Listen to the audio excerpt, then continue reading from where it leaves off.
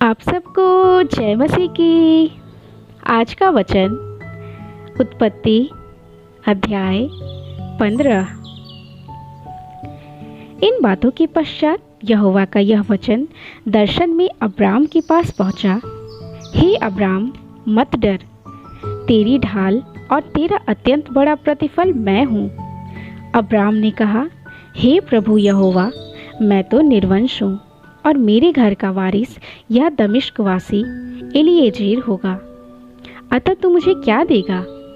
और अब्राम ने कहा, मुझे तो तूने वंश नहीं दिया, और क्या देखता है कि मेरे घर में उत्पन्न हुआ एक जन मेरा वारिस होगा।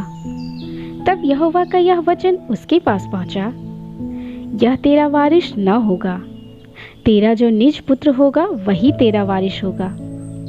और उसने उसको बाहर ले जाके कहा, आकाश की ओर दृष्टि करके तारागण को गिन, क्या तू उनको गिन सकता है?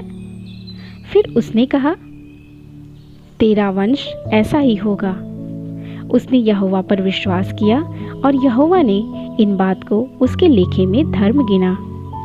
तब उसने उससे कहा, मैं वही यहोवा हूँ जो तुझे कसदियों की ऊर नगर से बाहर ले आया कि तुझको इस देश का अधिकार दूं। उसने कहा, हे प्रभु यहोवा, मैं कैसे जानूं कि मैं इसका अधिकारी हूँगा? यहोवा ने उससे कहा, मेरे लिए 3 वर्ष का एक कलोर और 3 वर्ष की एक बकरी और 3 वर्ष का एक मेढ़ा और एक पिंडुक और कबूतर का एक बच्चा ले। इन सबों को लेकर उसने बीच में से 2 टुकड़े कर दिया और टुकड़ों को आमने सामने रखा, पर चिड़ियों के उसने टुकड़े नहीं किए। जब मांसाहारी पक्षी लोथों पर झपटे तो अब्राम ने उन्हें उड़ा दिया। जब सूर्य अस्त होने लगा तब अब्राम को भारी नींद आई, और देखो, अत्यंत भय और महाअंधकार ने उसे छा लिया। तब यहोवा ने अब्राहम से कहा, यह निश्चय जान ले कि तेरे वंश पराए देश में परदेसी होकर रहेंगे और उस देश के लोगों के दास हो जाएंगे, और वे उनको 400 वर्ष तक दुख देंगे।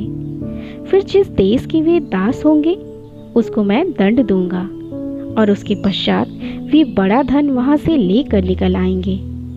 तू तो अपने पितरों में कुशल के साथ मिल जाएगा, तुझे पूरे बुढ़ापे में मिट्टी दी जाएगी।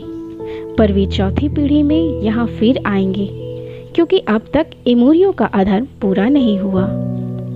और ऐसा हुआ कि जब सूर्य अस्त हो गया और घोर अंधकार छा गया, तब एक अंगीठी जिसमें से धुआं उठता था और एक जलती हुई मशाल दिखाई दी, जो उन टुकड़ों के बीच में से होकर निकल गई। इसी दिन यहोवा ने अब्राम के साथ यह वाचा बांधी, मिस्र के महानद से लेकर परात नामक बड़े नद तक जितना देश है, अर्थात केनियों, कनीजियों, कदमोनियों, हित्तियों, परिजियों, रपाइयों, एमोरियों, कनानियों, गिर्गाशियों और यबूसियों का देश मैंने तेरे वंश को दिया है।